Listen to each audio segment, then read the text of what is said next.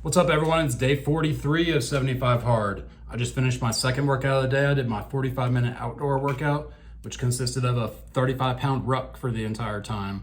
As you can tell, I'm still at this hotel in Oklahoma where I'm working at, and went to that park that I found that's right next door. So I walked around that. Today's another nice day. It's about 80 degrees, real sunny. Felt good to be outside.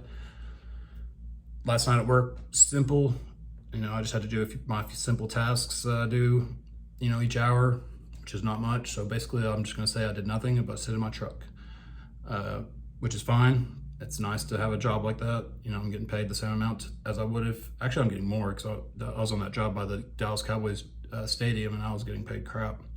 This job pays like $200 more a day, and it's like a tenth of the work. So that's how it is sometimes. You just take it as it goes. That's how life is. And that's how these jobs have always been since I'm a contractor.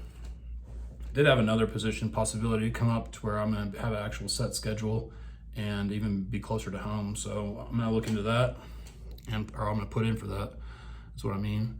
And see what happens. Hopefully that goes good. But all these opportunities came because of that poor situation that I was in 2 weeks ago whenever I got released. Technically, I guess I would call it fired, but released, same thing.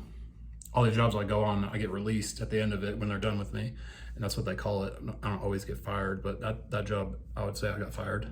And but all these opportunities wouldn't have came. I've already got better paying jobs. I've only missed like 5 days of work, so whatever.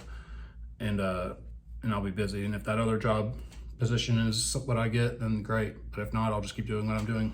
It's the same kind of work. It's just a pumper position where you go around and just chase alarms, like something shuts in, or something pops off and a well shuts in, or whatever the case is. You just go to different locations and correct whatever the problem is, get the well back open. A lot of driving mostly, but I'll be closer to home and it'll be a set schedule, so we'll see. Today I felt good. I woke up around 11:20 because I set my alarm and went downstairs. I'm still at this hotel, so I used the hotel gym. I did about 20 minutes on the treadmill, and then I did about 40 minutes on shoulders and arms with a little bit of abs. Then I just relaxed for about 2 hours, and I went outside and did my workout outside. Didn't really feel like going outside and getting up. Just felt good laying down, relaxing. But once I got out there and moving, it felt fine. Some days, like for 2 weeks or so, probably maybe 3 weeks even, just the thought of going outside and having to do that workout every day was annoying. I was just annoyed by it. And then some days, it's just like the bag's heavier, your feet are heavier, each step is heavier. But today wasn't like that. I just went out there, got moving. The time went past. I usually listen to a different podcast. Sometimes, rarely I'll listen to music, but sometimes I do.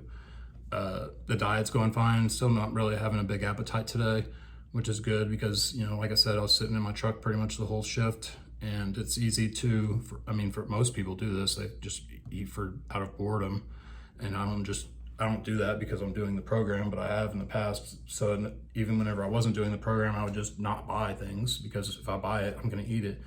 Whether it's a box of cookies or a little bag, I'm going to eat all of it. That's the same way I was with alcohol. So that's why I would always just buy like a half pint. It would be like every day. And sometimes I would go back like later in the day. If I drink it at 10 a.m., I'd go back maybe like, 6 or 7 p.m., get another half pint. But in the times where they didn't have the half pint, or I was at a different place that just didn't have half pints at all, I would end up with a pint or bigger, and I just would have no self-control. I would just drink it. And it wasn't even like, I don't know, I guess because of the way that I was mentally at those times, where I was just like trying to like hide things that I didn't want to deal with. I didn't feel like I got more drunk even whenever I would do that. I would just be at home alone, and then just go to sleep. But I don't know, it just felt like it wasn't even doing anything at that point. Like even if I drank a liter. So cut all that out and things are a lot better. Like I've said in that one video about, I don't know, a week ago, it's been a year since I drank alcohol. So everything's going good from that. And today, the message I wanted to talk about is how we spend way too much time on our phones. And I mean, I know at times I do it, but if you're walking from your car into the gas station, texting still, or scrolling Facebook, or if somebody's talking to you and you pull your phone out and you start scrolling Facebook, or you're just laying in your house all day eating chips and Twinkies and you're just scrolling TikTok, like that's one of those things where you got to ask yourself, is this helping me or is this hurting me? Like, yeah, maybe you have nothing going on, but like, is that helping you or is it hurting you? It could be like, even if you're going to just sit on your phone, either way, find something that's gonna teach you a lesson. Find a way to make money doing things. If you're just gonna be sitting there doing it, like, I don't expect to make money making these videos, but I'm doing it to help motivate you guys to start taking back control of your life and, build the person that you admire so that you can give that person to the people in your life. And one way, the best way to correct your mental state is to correct your physical state, getting in good shape. If you're way out of shape and you go into a good shape, your mental state's going to be way down here to way up here. It's going to be such a drastic change. You're going to wonder why, and you're going to regret not doing it sooner. But the thing about the phones is like I said, I know I've done it, and I have to catch myself at times where if I'm just sitting around doing that, I'll make myself get on the treadmill. I'll start doing something actively. Don't go walking around outside on your phone. You need to be hyper aware of your situation and your surroundings. And you need to teach your kids to be that way too. Kids don't need to be walking to the store staring at their phones. I understand if you're like in the car and you're driving and you're not driving, but the person with you, if you're a kid or whoever's with you is on their phone and you're not talking to them, fine, whatever. Look at your phone. If you're walking around anywhere, don't be on your phone. If somebody's talking to you, don't get on your phone. Have some respect. This isn't what this channel is all about, but if I'm gonna talk about that, it's gonna be a disservice to not say this part. Like, they want you staring at your phone all the time. They want us to hate each other. They want us, consuming everything that they put out.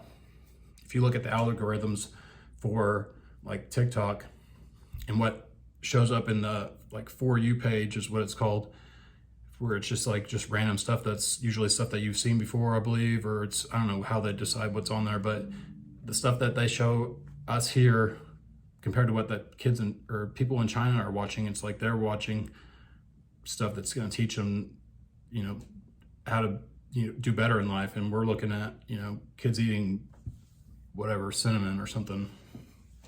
I can't even think of anything a good example, but just mindless, stupid things. Find something that's gonna, provide value in your life. If you're gonna be staring at your phone all the time, or and this doesn't apply to you if you do coaching or if you do stuff you're constantly doing business on your phone. That's not what I'm talking about. I'm talking about when you're not doing anything or you think you're not doing anything and you're just staring at your phone all the time. It's like you wake up, you get on your phone. Set a time period when you wake up to not be on your phone, unless you have to answer something that's emergency. Don't look at your phone for an hour when you wake up. Same thing when you're about to go to bed. Get off your phone. Quit just staring at your screen, laying in your bed with your phone charger right next to your head, plugged in. All these things are not good for you, for one. But two, they're not benefiting you at all. So unless you are using them to benefit you. But most people are not. They'll be talking to you and then pull out Facebook and just start scrolling or watching. I see this all the time. We'll go to like right now it's volleyball season, so I'll go to my daughter's volleyball game. People will be in the stands, game's playing, everything's live, scrolling Facebook. Like, I understand if you pull your phone out and you start recording or taking pictures, but if you're sitting there scrolling Facebook while you took the time to come to your kid's game, that just shows that you're just only there to be present, so to speak. So they see you were there. Like, they don't necessarily stare at you and see that you were on your phone all the time, but I see you when I'm sitting in the stands. I'm like, what are you even doing? Why are you even here? You're not showing any support.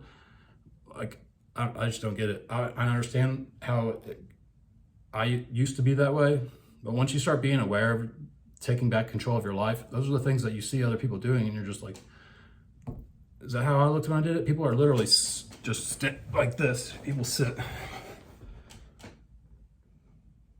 And they just have this hunchback. I don't know, it's almost like depressing seeing it. So if that's you, just start recognizing that that's something that you're doing. A lot of people probably don't realize that they're doing it. I see these people since I'm on this job right now, I'm working on the frac crew. If you're on a frac crew, I'm not talking shit, but these people are just like, have no morale, no motivation. They're just like mindless slaves, essentially workers. And they're just, they're all just staring at their phones at the safety meeting. Even whenever the safety meeting is going on, they're just on it. And I see them walking around location in between doing things, staring at it. Like, put it away. Like, get off of it.